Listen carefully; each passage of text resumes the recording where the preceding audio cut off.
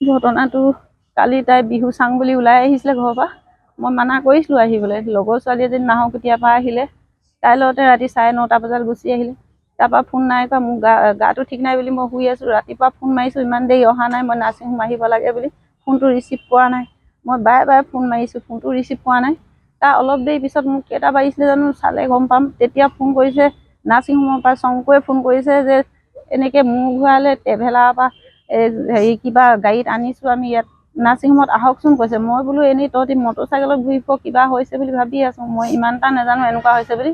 এতিয়া ইয়াত আহিহে গম পাইছোঁ।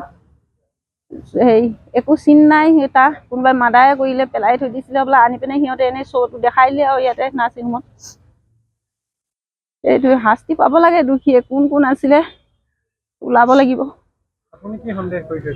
মইতো তাক মাৰিলে বুলিয়ে সন্দেহ কৰিছোঁ। ই ভালেই, মোক আহিছে ওলাই, সোনকালে যামগৈ বুলি আহিছে আৰু নাই যোৱা। ৰাতিপুৱা ফোনটো ৰিচিভ নকৰাৰ কাৰণেহে মই চিন্তা হৈছিলে অকণমান। তাৰপিছত বেলেগ নম্বৰৰ পৰা ফোন যোৱাৰ কাৰণে মই তেতিয়াই গম পালোঁ কিবা এটা হৈছে নেকি বুলি ৰিচিভ কৰিছোঁ। তেতিয়া কৈছে নাৰ্ছিং হোমত আছোঁ বোলে, অকণমান দুখ পালে মূৰত বুলি কৈছে। আহি দেখিছোঁ মূৰত দুখ পোৱাই নাই। উশাহপুৰ গৈছিলে। মই কেইটা বাজিছিলে বাৰু অথনি? মইতো 10:30 হৈছিলে নেকি? মই ৰিক্সাত আহিছোঁ তেতিয়া। একো গম নাপাম, ৰিচিভে নকৰিলে ফোনটো। তাৰ লগত থকাখিনিয়ে গম পাব ক'ত আছিলে। শংকু, মমিনা আৰু আছে বুলি কৈছিলে এজনমান। শংকু তাই আগত গৈছিলে ল'ৰাটো, সেইজন এতিয়া নাথাকে। মানে তাই খুব বেয়া কামবিলাক কৰিব ধৰিলে। মই ঘৰত আনিছিলোঁ তাক, ভাল হ'লেহে যাব দিম বুলি সেনেকৈও কৈ থৈছিলোঁ মই। কিন্তু কালি সেইখিনি তাই বাহিৰত থাকিছিলে, ছোৱালীজনী আহিছিলে, তাই লগ কৰি পিনে সেইখিনি কৰিছে, সিহঁতেই মাৰিছে।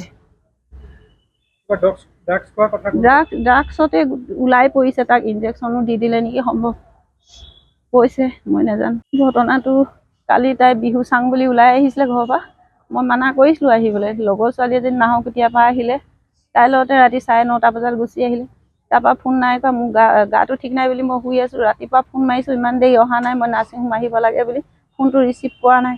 মই বাৰে বাৰে ফোন মাৰিছোঁ, ফোনটো ৰিচিভ কৰা নাই। তাৰ অলপ দেৰি পিছত মোক কেইটা বাজিছিলে জানো চালে গম পাম। তেতিয়া ফোন কৰিছে নাৰ্ছিং হোমৰ পৰা, শংকুৱে ফোন কৰিছে যে এনেকৈ মোৰ ঘূৰালে ট্ৰেভেলাৰৰ পৰা কিবা গাড়ীত আনিছোঁ আমি ইয়াত নাৰ্ছিং হোমত আহকচোন কৈছে। মই বোলো এনেই তহঁতি মটৰচাইকেলত ঘূৰি ফুৰ, কিবা হৈছে বুলি ভাবি আছোঁ। মই ইমান এটা নাজানো এনেকুৱা হৈছে বুলি। এতিয়া ইয়াত আহিহে গম পাইছোঁ। একো চিন নাই, তাৰ কোনোবাই মাদাৰে কৰিলে, পেলাই থৈ দিছিলে বোলে, আনি পিনে সিহঁতে এনেই শ্ব'টো দেখাই দিলে আৰু ইয়াতে নাৰ্ছিং হোমত। এইটো শাস্তি পাব লাগে দোষীয়ে। কোন কোন আছিলে ওলাব লাগিব। মইতো তাক মাৰিলে বুলিয়ে সন্দেহ কৰিছোঁ। যিকোনো খবৰৰ বাবে যোগাযোগ কৰক 7099017330 লগতে 7099017110 নম্বৰত।